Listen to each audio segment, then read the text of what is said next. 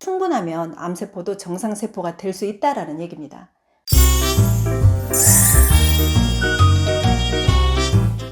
암세포가 정상세포와 다르게 성장한다는 건 아실 거예요.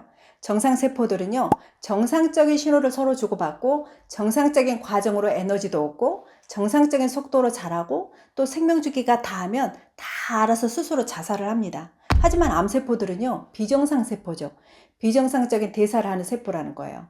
비정상적인 신호를 보내고 비정상적인 과정으로 에너지도 얻고 비정상적인 성장 속도를 가져요. 아주 빠른 속도로 자라고요. 어마어마하게 먹어치웁니다. 그리고 죽을 때라는 게 없어요. 불멸의 생명력을 갖는다는 거죠.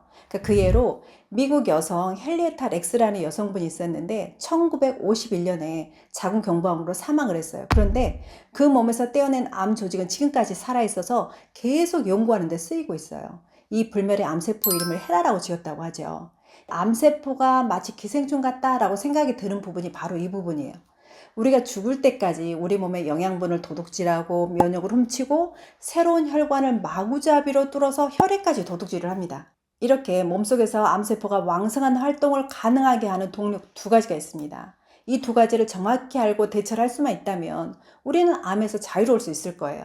암세포를 키우는 첫 번째 동력은 뭐냐? 우리 세포에 산소가 부족한 저산소 환경이에요. 두 번째 동력은요, 바로 포도당입니다. 그러니까 저산소와 포도당 이 두 가지가 암세포가 가장 좋아하는 기본 환경이라는 거죠. 그러니까 돌려 말하면 세포에 산소가 충분히 공급이 되면 암세포가 생기지 않는다는 말이고요. 포도당 공급이 강력하게 억제가 되면 암세포는 성장, 증식, 전이할 수 없다는 말과 같은 말이에요. 그러니까 암세포의 번식이 어렵다는 거죠. 이 두 가지가 정말 중요합니다. 정상세포는요, 세포 내의 산소 포화도가 65% 이상이에요. 하지만 65% 이하로 산소 포화도가 떨어지면요, 세포는 두 가지 갈래길에 서게 돼요. 이대로 산소가 부족하니까 나는 살 수 없어 해서 세포 자살을 택할 것인지, 아니면 산소가 없는 환경에서도 나는 살아남을 거야 하면서 돌연변이의 세포가 될 건지 결정이 나요. 즉 이 순간이 암세포가 생기는 순간입니다. 몸에 어떤 이유로든 염증이 쌓이면 세포막이나 미토콘드리아막 같은 색체막들이요, 가장 먼저 염증에서 손상이 돼요. 그러니까 세포막이 손상이 되면 막혀서 산소가 제대로 못 들어가게 되거든요. 그래서 산소 포화량이 65% 이하가 되면 암세포로 변이를 하게 됩니다. 이 말은 암세포는 태생적으로 산소가 없는 환경에서 생존하는 세포로 태어났다는 거죠. 그러니까 이런 특성들 때문에 비효율적으로 에너지를 생산하는 시스템을 가져요. 그러니까 예를 들면 달리기를 막 하는데 숨을 못 쉬게 코를 틀어 막고 달리는 상황이라고 생각하시면 돼요. 산소가 없다는 게. 그래서 암세포는 부족한 산소 대신 뭘 선택했냐? 포도당을 선택했어요. 그러니까 포도당을 어마어마하게 끌어다 쓸 수 있는 시스템을 장착을 합니다. 암세포 막에는요, 인슐린을 끌어당기는 인슐린 수용체가 무려 8배에서 10배 정도 발달이 되어 있어요. 정상세포보다 산소는 부족하지만 우리가 먹는 포도당을 8배 이상 끌고 간다는 거죠. 포도당을 끌고 가려면 길이 있어야 돼요. 그래서 수송로인 혈관이 필요하죠. 그래서 혈관은 무한 증식이 됩니다. 혈관 신생이라는 말 들어보셨을 거예요.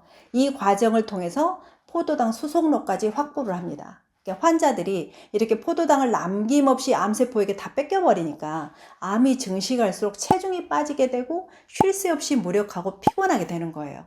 이런 암의 비정상적인 대사를 와버그 효과라고 합니다. 독일의 과학자 오토 와버그가 연구한 내용이에요. 1920년대에 암세포가 정상세포와는 다르게 산소가 없는 환경에서도 살 수 있는 발효 대사를 한다라는 것을 확인을 했어요. 그것을 이제 와버그 효과라고 명명도 했고요. 이걸로 노벨상까지 수상했습니다.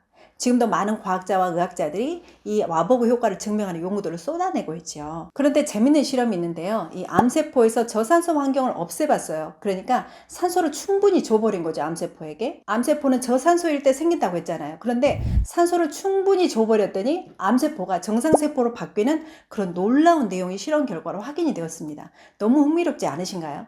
이 실험을 통해 얻은 결론은 세포 내의 산소 부족이 암의 발화의 단 한 가지의 절대적인 조건이라는 거예요. 산소가 부족해서 호흡 과정에 손상이 일어날 때 정상세포는 암세포로 변한다는 거고요. 산소가 충분하면 암세포도 정상세포가 될 수 있다는 얘기입니다. 그렇다면 어떻게 해야 산소가 충분한 환경을 만들어줄 수 있을까 하는 질문이 자연스럽게 이쯤에서 생길 수밖에 없겠죠. 그러려면 첫 번째는요, 세포막이 건강해져야 돼요. 그러기 위해서는 세포막을 구성하는 지방들을 건강한 지방으로 채워야겠죠. 세포막은 지방으로 채워져 있습니다.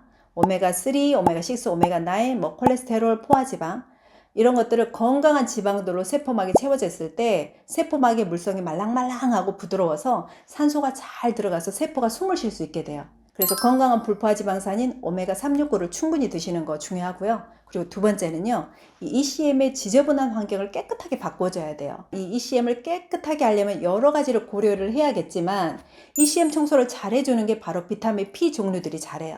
비타민 P는 제가 여러 번 말씀드렸죠. 이 바이오플라보노이드 계열의 항산화제를 의미하거든요. 헤스페리딘, 퀘르세틴, 트록세루틴, 에피카테킨 한 번쯤 들어보셨을 거예요. 이런 것들 말합니다. 그러니까 세포 주변에 고여있는 지저분한 체액을 제거하고 ECM을 청소하고 암세포 주변을 깨끗하게 하는 그런 역할을 하는 거죠. 그래야 세포막들이 산소든 물이든 영양소든 잘 들어가겠죠. 그리고 이제 암세포의 주식량이 포도당이라고 했어요. 그래서 포도당을 줄일 수 있을 만큼 줄이셔야 합니다. 그런다고 해서 아예 포도당을 안 드실 수는 없죠. 포도당의 하루 필요량은 100g 정도인데요. 간과 근육에 저장된 당질도 있어서 실제로는 그만큼 드실 필요가 없어요.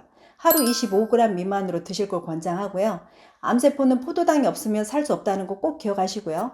자, 오늘 제가 암세포를 정상세포로 돌리기 위한 3가지 말씀드렸어요. 첫 번째, 건강한 불포화 지방산인 오메가3, 오메가6, 오메가9으로 세포막을 채우자. 두 번째는 ECM을 깨끗이 청소해주는 것은 비타민 P다라는 거. 그리고 세 번째는 포도당을 제한해서 하루 25g 이하로 먹자. 자, 이렇게 제가 말씀드렸는데 이 내용 들으시면 식탁을 어떤 음식들로 채워야 될지 좀 선명해지지 않을까라는 생각이 듭니다. 오늘 내용 여기까지고요. 내용 좋으셨다면 좋아요와 구독 부탁드립니다. 감사합니다.